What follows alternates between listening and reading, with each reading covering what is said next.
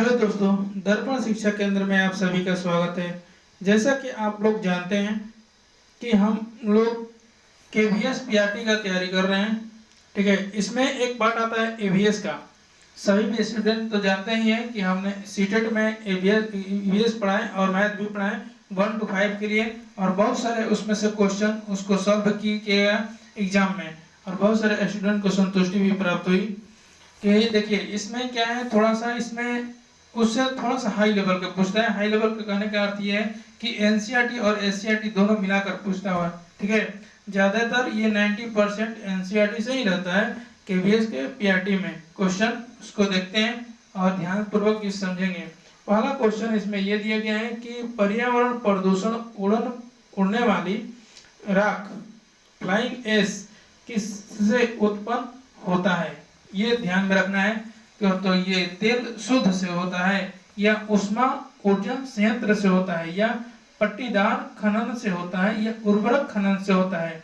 तो देखिए पर्यावरण में जो प्रदूषण जो होता है, उड़ने वाली राख फ्लाइंग एश उसको कहते हैं, ये किसे उत्पन्न होता है। तो तेल शोधन से होगा नहीं, क्योंकि तेल लिक्विड होता है, संयंत्र होता है, इससे नहीं होता है। ठीक है, उष्मा ऊर्जा संयंत्र से होता है। किससे होता है? उष्मा ऊर्जा संयंत्र से होता है। ऑप्शन नंबर 161 का बी सत्य होगा।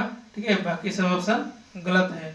ठीक है, एक इससे क्वेश्चन आता है कि थर्मल शक्ति केंद्र से भी सप्लाई एस उड़ती है। जहाँ पर थर्मल पावर होता है वहाँ शक्ति केंद्र होता है, वहाँ से भी सप्लाई एस उड़ती है। या फ्लाइंग एस से प्रदूषण फैलता भी है। ठीक है, और एक पूछेगा आपसे कि NTPC, ये पूछ सकता है कि NTPC इसका मतलब कि कब स्थापना किया गया था NTPC का। तो 1975 में किया गया था। कब किया गया था? 1975 में स्थापना किया गया था NTPC का। ठीक है, तेल शोधक कारखाना से धुआं निकलता है जो हानिकारक है, और उर्वरक खनन से निकलने वाली अपशिष्ट पदार्थ से पर्यावरण को क्षति पहुंचाती है। ये भी सभी लोग जानते हैं। देखिए अगला क्वेश्चन है जो हमारा 62 नंबर। ये जो क्वेश्चन है इसको पढ़ते हैं। क्या कह रहा है कि एक शिक्षक अपनी कक्षा में एक शिक्षार्थी को मरुस्थलीय पौधों की 3 विशेषताएं लिखने को कहता है। शिक्षार्थी इन 3 पौधों की विशेषताएं निम्नलिखित प्रकार से लिखता है। ठीक है, पहला लिखा है कि इन पौधों की पत्तियां बहुत छोटी या अनुपस्थित होती है।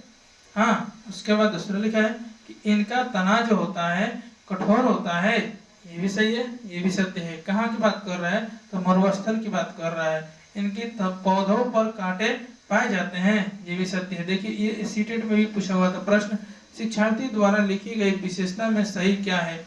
तो इनमें से सभी, पहला दूसरा सभी इसमें से सत्य होगा। ऑप्शन नंबर डी सही है। आगे देखिए अगला क्वेश्चन है कि अफ्रीका के जयरे बेसिन की कौन सी जनजाति अपना घर पेड़ों के ऊपर बनाती है। ये पूछ दिया क्वेश्चन अफ्रीका से थोड़ा, कि कौन सी जनजाति घर अपने पेड़ों के ऊपर बनाती है। तो ब्रूसमैन, या पिगमिन, या मसाल, या लंबरजैक, ये भी एक बार पूछा हुआ था सीरियल में। ये जो एग्जाम चल रहा है वहां से पूछ दिया था। तो ब्रूसमैन नहीं होता है, पिगमिन होता है। पिगमिन जो होता है यहाँ से, मसाइल नहीं होता है, और लंबरजैक भी नहीं होता है। ऑप्शन नंबर बी 163 का।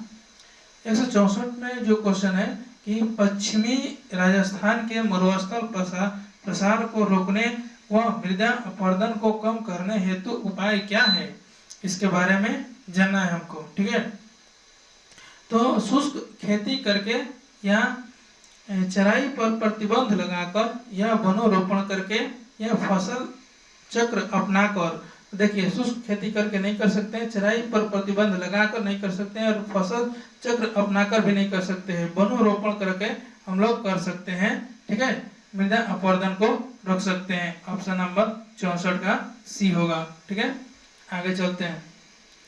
अगला क्वेश्चन है 65 नंबर कि खेतों में जलाशयों में बहकर आने वाले उर्वरकों के कारण जलाशय के डैश जल में CO2 कमा O2 का अनुपात बढ़ जाता है। ठीक है, ये जरूरी नहीं है कि इसका अनुपात बढ़ जाता है। देखिए, खेतों में जलाशयों में बहकर आने वाले उर्वरकों के कारण जलाशयों के शैवाल ब्लूम बनते हैं, वो O2 की मात्रा कम हो जाती है। ये हमारे इम्पोर्टेंट है और ये भी सही भी है। उसकी मात्रा क्या होती है? कम हो जाती है।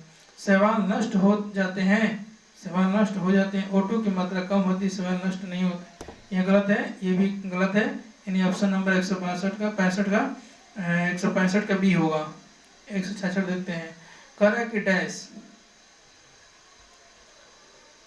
दिया है कि वनों की कटाई के लिए जिम्मेदार प्रमुख कारकों में से एक हैं। वनों की कटाई के लिए जिम्मेदार प्रमुख में से कौन से हैं? तो ये हम सीटेट में भी पढ़े हुए थे कि कार्य सूखा या ज्वालामुखी विस्फोट या साइक्लोन या कृषि। ठीक है, तो ये हमारा जो होगा, ये ऑप्शन सूखा नहीं होगा, ज्वालामुखी विस्फोटक नहीं होगा, साइक्लोन भी नहीं होगा, कृषि होगा, खेती करने वाले। ये होगा 66 का डी। इसे देखिए, वनों की कटाई के प्रमुख कारण हो सकते हैं कृषि गतिविधि का विस्तार करना। ठीक है, पशुधन गतिविधियों के चलते, ठीक है, वनों का कटाई हो सकता है। इंफ्रास्ट्रक्चर का विस्तार करना होता है, खाद्य उद्योग का या खनन कार्यों के लिए। अगला नंबर है 67 नंबर की निम्नलिखित में से कौन सा सत्य है? ठीक है, निम्नलिखित में से कौन सा सत्य है?